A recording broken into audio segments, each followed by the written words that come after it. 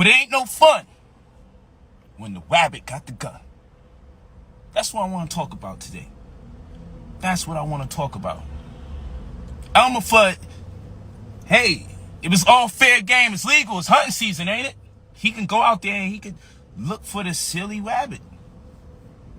That's what he used to do. Go out there, got his gun, and he's out there to body the rabbit. What? Man.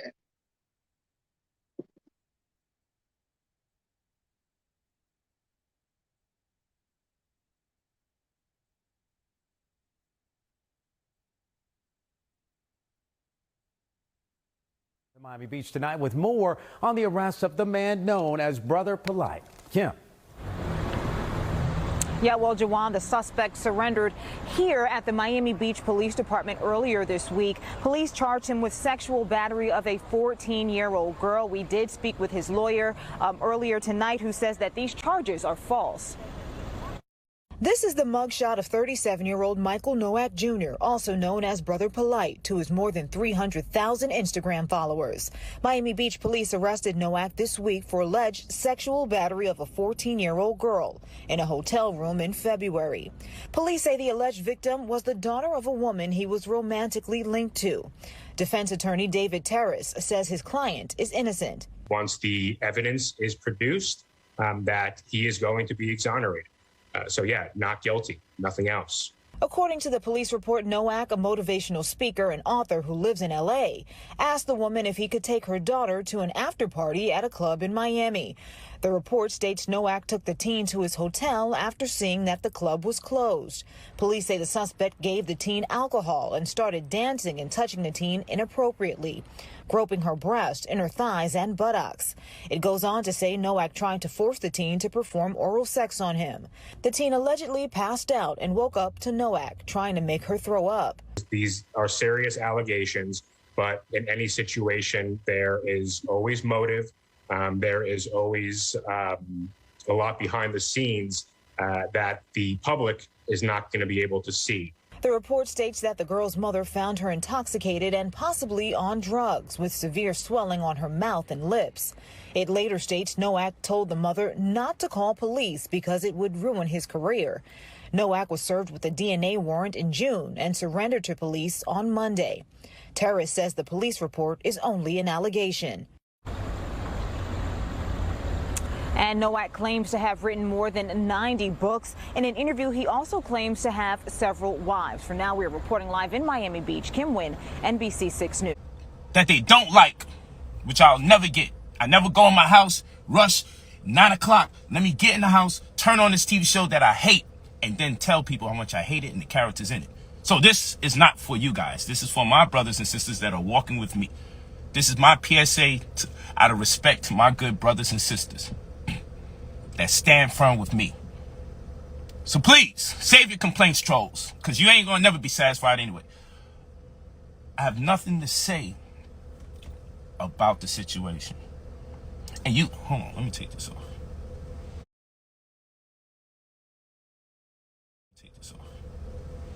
And I'm gonna tell you why I have nothing to say about the situation. It's gonna make perfect sense. For starters, I have a legal team, plural. I have several attorneys.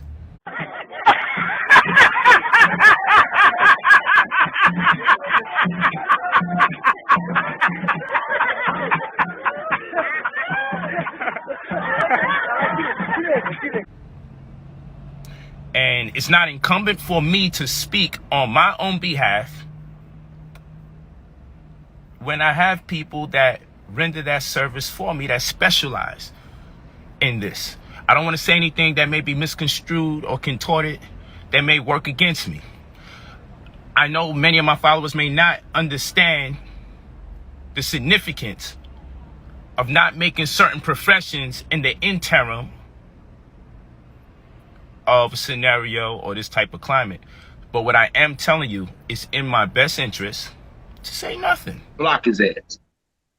300,000 people following him on Instagram.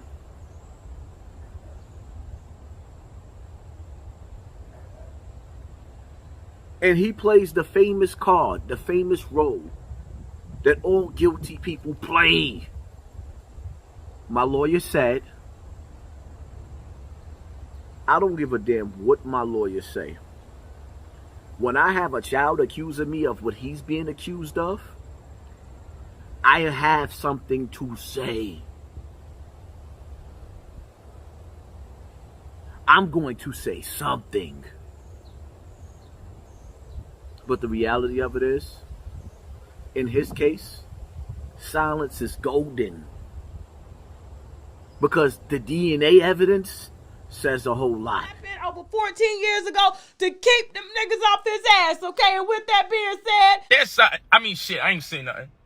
If y'all reading shit that sound like it makes sense, then it makes sense to you. I know I'm a black man in America. I know what it is. But also, there's another reason why I'm not going to say nothing.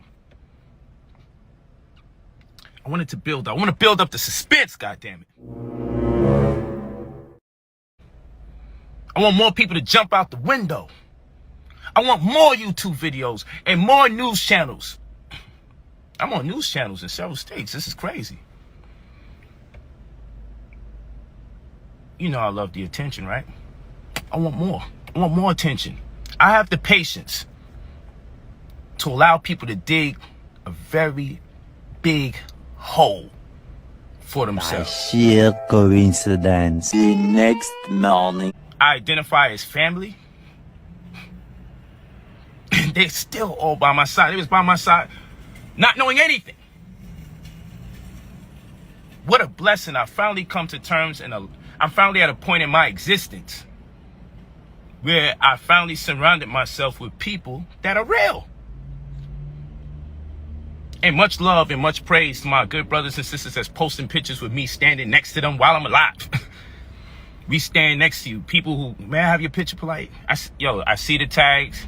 I'm going to start retagging them. But the fact that you guys support and love and cherish me so much that you would repost videos and pictures and just to show like, yo, we stand by you. I'm like, wow, that's phenomenal. It's phenomenal.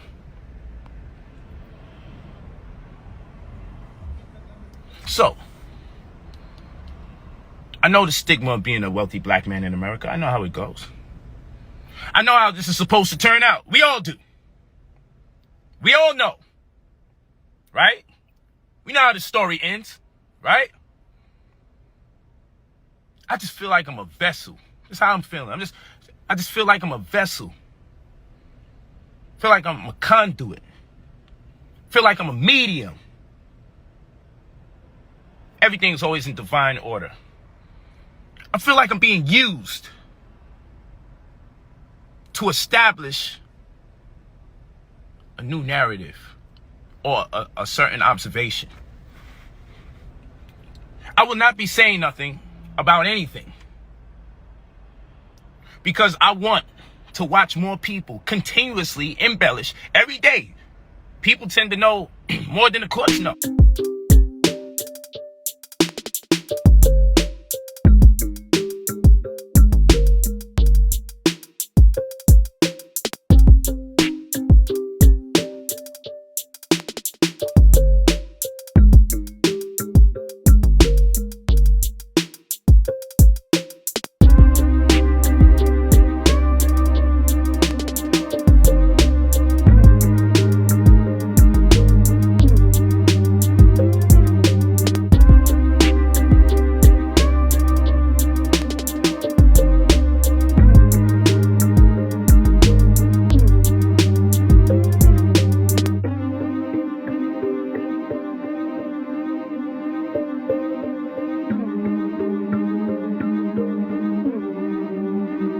So I'm talking in the order in which I choose. So let's get back to it. Let's get back to action. Rolls Royce Diaries. Here's another thing. You know, you pray for rain, but you get mad when you get the mud. When you are a child, you have certain ambitions and goals. And as you get older and older, they start to dissipate. First they grow and then they dissipate. Once you start becoming an adult, reality sets in. You got to work real hard to get to the point where you want to be at. I'll tell you, for the most part, 3 years. I would say 2. But I've told many people last year and into this year, like, damn, you know what? I could die right now because I accomplished everything I wanted to accomplish. I got to be with the women I ever wanted to be with. I got the vehicles I ever wanted, you know, all the toys. Most importantly, I set up wealth stewardship. I employed wealth stewardship to the point that I know if I'm not here, my work ethic will perpetuate itself within the confines of the lives of the people that I love and trust. I want to be in a position where I can employ my people, empower my people, add value to my people. I want to be in a position where my children can look and say, man, he thought about me when I was born. You ain't talking about Tasia, right? You ain't talking about her, right? You ain't talking. I know you ain't talking about her. I knew her before you, Polight. You ain't talking about her, right? The one you call Renentet, you ain't calling her your daughter, are you? Don't do it. Don't make me fucking do it, nigga. Huh? Little Dr. York, don't make me do it, nigga. What? Bro, what are you talking about, man? Bro, I'm out, man. That nigga's tripping.